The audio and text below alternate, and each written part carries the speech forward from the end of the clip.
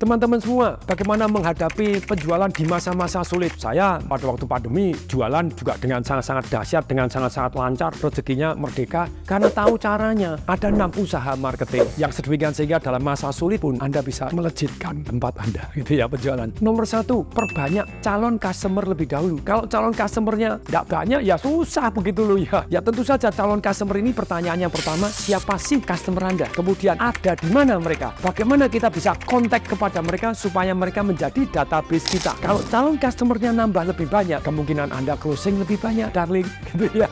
Jadi kalau ya Anda tidak pernah tanya siapa customer saya, siapa yang butuh motor, kalau Anda jualan motor, butuh mobil, siapa yang jualan mobil, Anda balik lagi begini loh, siapa customer Anda? Oh, anak yang baru lulus SMP masuk SMA. Oke, cari lulus SMP SMA mana? Oh, orang-orang yang mau ganti motor, motornya sudah butut, terus kemudian mereka mereka sudah kepingin ganti, mungkin ganti. Apa yang kita lakukan? Cari ke bengkel-bengkel motor, diajak kerjasama.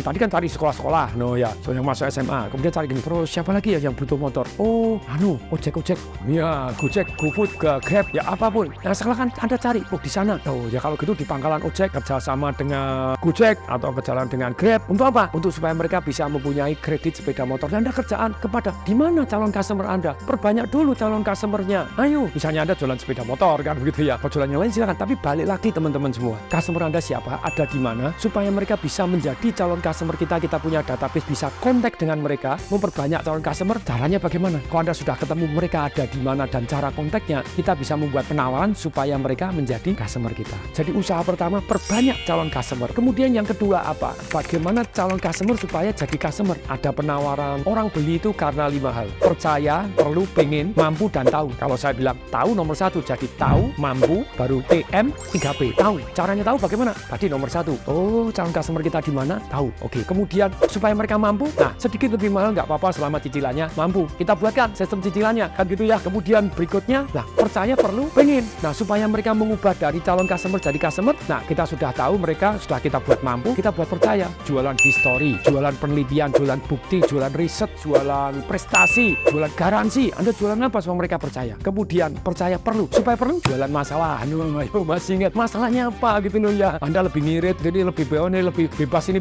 apapun silakan. Masalahnya apa? Anda jual masalahnya dulu, baru Anda jual solusinya. Pengen, supaya mereka pengen. Nah, balik lagi. Kalau supaya mereka pengen, orang pengen itu karena ada peluang. Mumpung belum naik loh. Nah, besok mulai naik loh. Ini dolar naik loh, ini spare part bakal naik. Semuanya naik. Nah itu, Anda takut-takutin jual masalah itu, tapi orang kepingin itu karena peluang. Peluang timbul karena 2 hal. Kenikmatan tambahan kalau dia take action sekarang, dan limit. Oh, ini terbatas Pak, dalam minggu ini berhadiah ini atau berkat diskon ini. Walaupun diperpanjang boleh, walaupun hadiahnya ganti, tapi harus ada limit dan ada kenikmatan tambahan kalau dia take action. Makanya jadi kepingin. Oke? Itu yang kedua. Jadi Anda nomor 1-nya membuat calon customer lebih banyak. Yang kedua, supaya dia jadi customer kita bagaimana. Nah kemudian berikutnya yang ketiga, supaya beli lebih banyak. Pak, jarang-jarang lebih banyak. Siapa tahu kan gitu ya.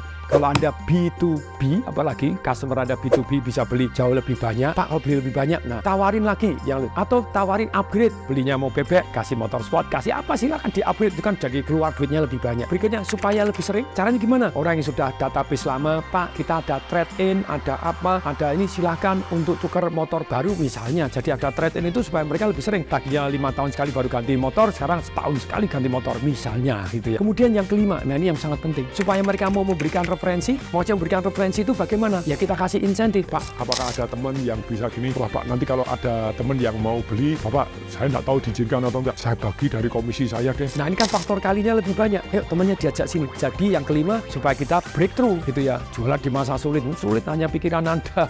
Ayo balik lagi yang keenam, supaya marginnya lebih tinggi. Nah ini ngomong sama bosnya, kita bisa jualan yang margin yang lebih tinggi atau jualan tambahin kalau sepeda motor jualan helm, jualan jaket, jualan apa ya saya tidak jualan kontrak servis, jualan apa, tapi supaya marginnya lebih tinggi, Anda harus pilih-pilih, kurangi cost, tingkatkan margin. Nah, itu banyak jurusnya. Semoga bermanfaat. Saya Tung Desember ingin mengucapkan salam bersatu sehati.